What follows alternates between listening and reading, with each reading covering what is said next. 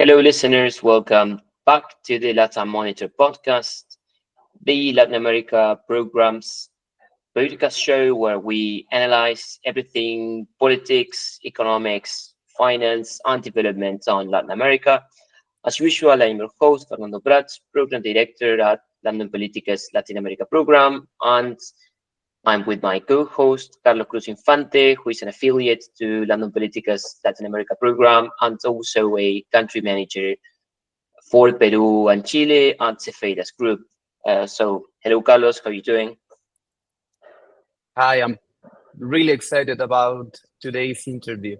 So, Yeah, me too, because today we have a very special guest. We have Professor Federico Merke with us. Federico holds a PhD in social sciences from the Latin America Faculty of Social Sciences. He's an associate professor at Universidad de San Andrés in Buenos Aires, Argentina, a professor at Argentina's Foreign Service Institute, and a researcher at Argentina's National Scientific and Technical Research Council. His work mainly focuses on Latin America and foreign policy, geopolitics, environmental issues, and human rights. So, Federico, it's an absolute pleasure to have you with us. Welcome to our podcast. Hello, how are you? Great to be here with you. Great. Let me start by asking you about your recent book. You recently edited a book with Juan Tocatlian on the rise of the global South. So could you share with us some insights about your particular perspective on the global South, its role in the world to come, and particularly what you see Latin America feeling within this context? Sure. Yes. The book tries to do, I would say, two main things. The first thing, the book tries to explore what it really means to talk about the global South in today's world. And it does so by looking at six fundamental dimensions, such as international order, geopolitics, peace and conflict, global trade, international cooperation, and climate change. So rather than focusing on ideals coming from the global South, the book examines the interests that drive major players in the global South. And what we find there is a fascinating and also messy collision of ambition, circumstances, and power shifts in this global region, which is the global South. I mean, for the case, the global South was more kind of rhetorical device in world politics. I mean, it was something in vogue in summits or UN speeches, but rarely influential in shaping the rules of the game. And we thought with Juan that now that is changing, and the situation deserves a book coming from the global South, exploring this mega region where you have many industrial rising powers or resource-rich states in the global South, like China, India, Brazil, Indonesia, which are no longer content to be sidelined or just being a footnote in the global North script. They are demanding real agency, not just recognition, because they now account for a significant share of global GDP, global trade, and investment. And they also have a critical role to play when it comes to energy transition. So I could say that the challenge for these countries is how to move forward and upwards, right? Without repeating the mistake of those who came before and failed. And what the book shows is that these countries in the global South often contest when the system, the global order, when they need to, but also accommodate it when it is pragmatic to do so. That's one side of the book. The other side of the book is Latin America, right? And the specific role Latin America plays within the global South. And I hear the region, I think, has a unique characteristic, because if you compare Latin America to Africa or Asia, Latin America is much closer to what we would call the global West or the global north in cultural, intellectual, and ideological terms. In other words, the region has a strong connection with this global north, but at the same time, it faces all the typical challenges of the developing world, including poverty, inequality, and climate vulnerability. So this creates a kind of duality in the region. I mean, socially aligned with the global north, materially tied to the global south, and institutionally somewhere in between these two global venues.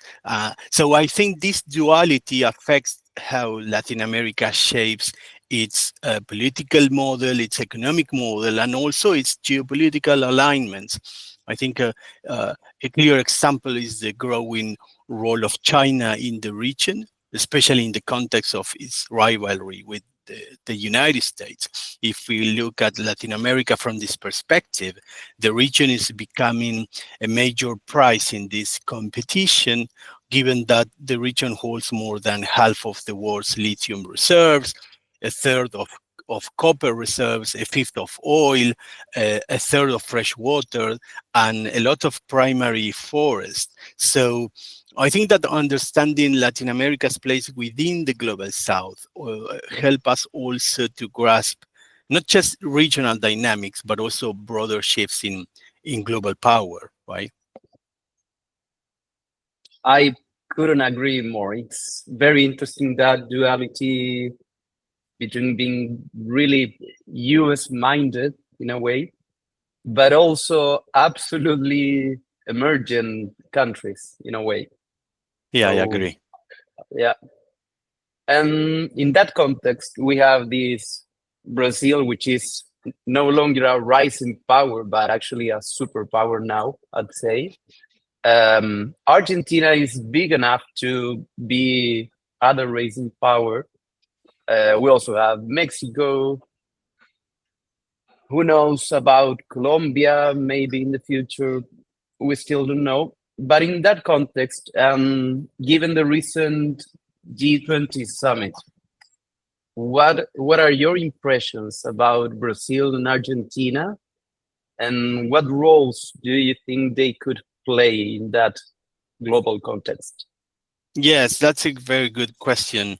We have just saw the ending of the G20 summit, and and I think it was a very interesting meeting. I mean, as you know, the G20 is by design is more about conversations than short-term transformation, to put it somehow.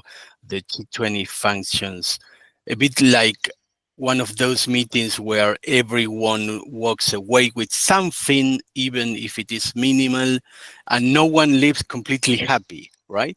So I think that the real achievement in this kind of venues lies not so much in real action, but in the words negotiated and in the signals sent about where things might head in the future. Now, if we look at the last few years of the G20, we have had three consecutive years, the presidency has been held by countries from the global south. I mean, coming back to the global south issue, right? If you look at the presidency, we have Brazil, but before Indonesia, before India, and before India, we had the Indonesia chairmanship. And next year is South Africa. So, and when we look at the agenda, this lineup has put more focus on issues like poverty, inequality, climate finance, and global governance. I mean, all these issues are very close to a global south standpoint when it comes to the G20. Also in this meeting, I would mention the inclusion for some was a surprising inclusion of taxing billionaires. I mean, 5 years ago, that would have sounded like a pipe dream. So the fact that it is on the table, I mean, there is a long way to go for make this commitment tangible things, but it's a sign that that things are shifting. So I think overall, Brazil has done a pretty decent job by keeping these critical issues alive. As for Argentina and Brazil, this is very contested terrain, they seem to be playing very different games at the G20. And that says a lot about the current distance between the two countries. I mean, on one side, Milei's Argentina is trying to stop or delaying progressive initiatives or anything that calls for greater state intervention. And I think it is totally in line with his ideological standpoint, which deeply distrusts the role of the state and even on global issues. Lula's Brazil, on the other side, is on a very different path. His G20 agenda is much more ambitious and I would say responsible, especially when it comes to poverty, inequality, and climate change. And for Lula, there is simply no way to tackle these problems without strong state action.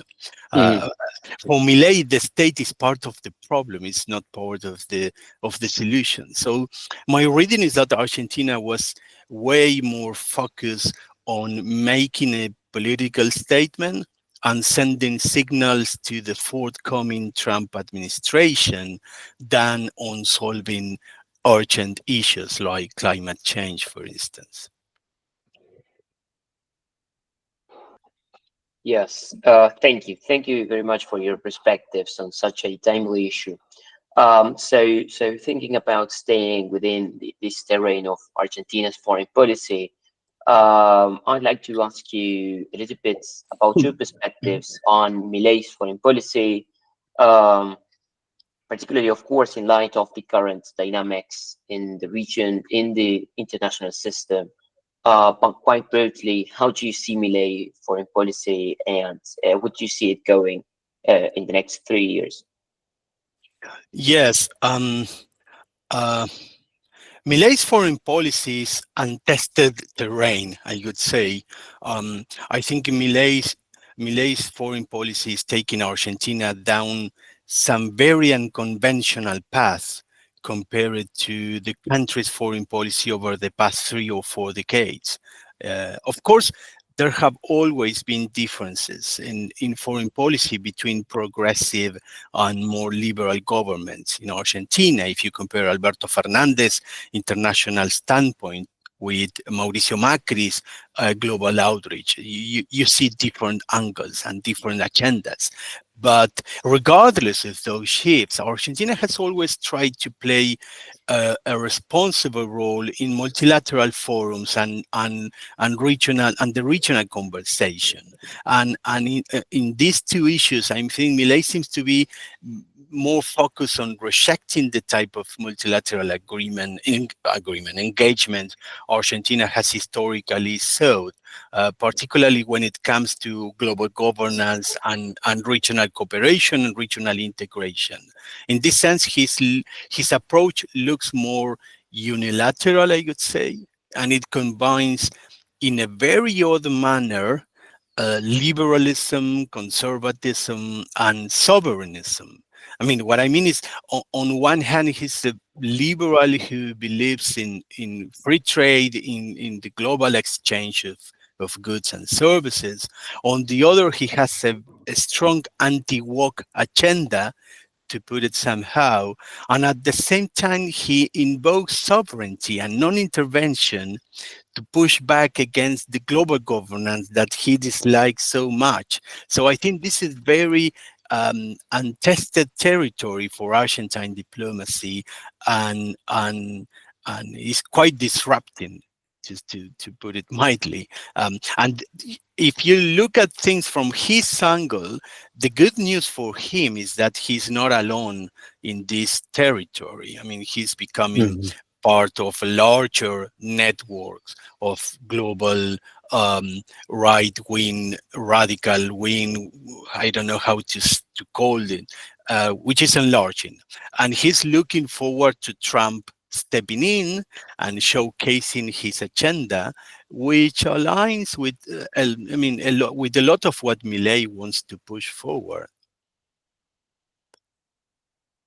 I'm glad you touched the Trump issue, because as we know, and as you mentioned earlier, we have Brazil on the one side going up through the BRICS and aligning with Russia, China, India, South Africa, Turkey, and all those rising powers. But on the other side, we have Argentina more aligned to the US foreign policy. I'm not talking about Trump in particular, but US interest. Chile has been historically been an ally of the United States. Now China is gaining influence in Peru, a very strong influence through the Chancay port. So would you point out some eventual losers and winners out of the Trump victory in Latin America, I mean? Yes. Forecasting Trump's actions is quite difficult. As He likes, Milei's. yes, exactly. Both, yeah, Trump likes to be being recognized as an unpredictable leader. So here the key question is whether Trump will actually follow through on the things he talked about during his campaign, especially on issues like migration, tariff, energy, and competition with China. Um, each of these topics, I think, directly affect Latin America. I think Mexico could get caught in a very complicated situation, as could Cuba or Venezuela or other left-wing governments. Uh, uh, I also believe that the renewable energy sector could be at risk if the US pulls back its supports, if the US pulls back from the Paris Agreement.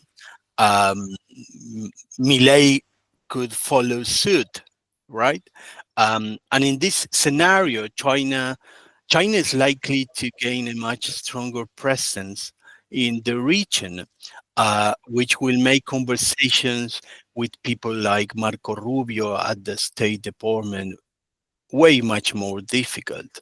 So here, I think to put it simply, if the US is really concerned about China's influence in the region, I think Washington will need to put its money where its mouth is, right? Because otherwise, the region will likely look for other options. That main option is China, but it's the global south in more general terms. I mean, I include India, Turkey, Indonesia, Vietnam, a lot of different countries, South Africa, Saudi Arabia, Nigeria. I mean, there are several, a bunch of, 10 of dozens of countries that might be of interest for this region. So yes, we are facing problematic years ahead.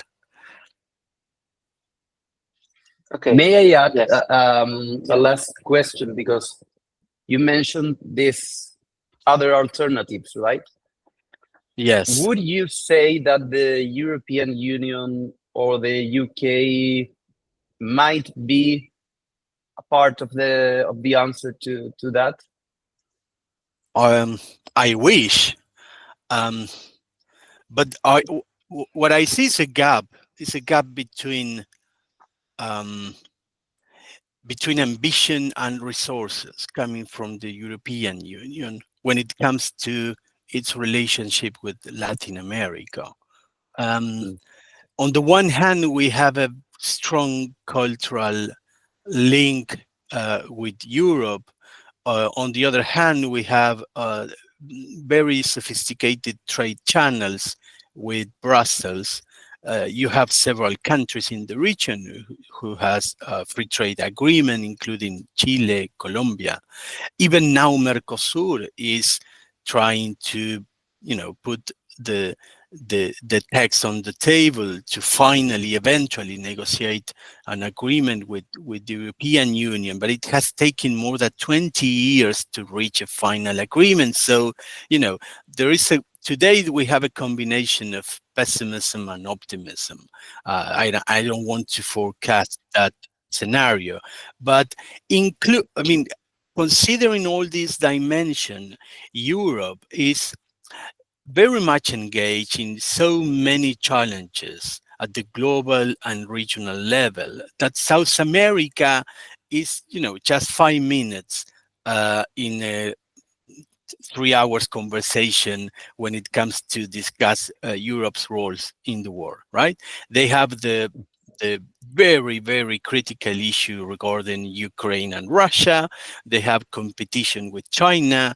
They are considering today, right now, how to accommodate to the coming Trump administration. They have a very critical situation in the north of Africa and the Middle East, including migration, refugees, development cooperation, and so on and so forth. So if you are sitting in Brussels and you look at South America, it's like far away, and it's not an urgent topic. So that's why basically we are taking more than 20, 30 years to conclude a trade agreement. If you read it, it's the future of the past. I mean, that kind of agreement, you don't sign that kind of agreement today. Exactly. Today agreements are way more flexible and oriented to sectors, and you don't sign that kind of. It's very ambitious. It's very ambitious for the current global situation, Exactly. right? So we are emotionally, socially connected to Europe, but in geopolitical terms, I don't see that connection as strong as I would like to be in the short term. I mean, to put it another way, Europe is losing its influence, its presence in South America. It is losing it. Who is gaining it? China, not the US, because US still has a lot of inroads and areas to talk with Latin America. But China is stepping in very unconventional ways with a lot of money, with a lot of credits, with a lot of even ideological support for governments that dislike the liberal international order. Mhm. Very interesting, Federico. Actually, unfortunately, we have to close this episode, but thank you very much for being with us, for sharing your insights, your perspectives. Very interesting. Before leaving, for any Spanish speaker, I could strongly recommend Federico's book, which title is, Federico, could you help me with the title? Yes, el impetuoso ascenso del sur. Okay.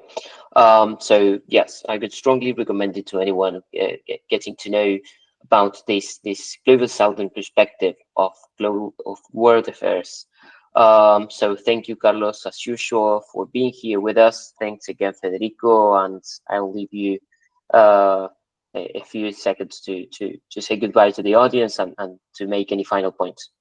It's been a pleasure. Thank you, Fernando and Carlos, for this interview. Wonderful to talk with you.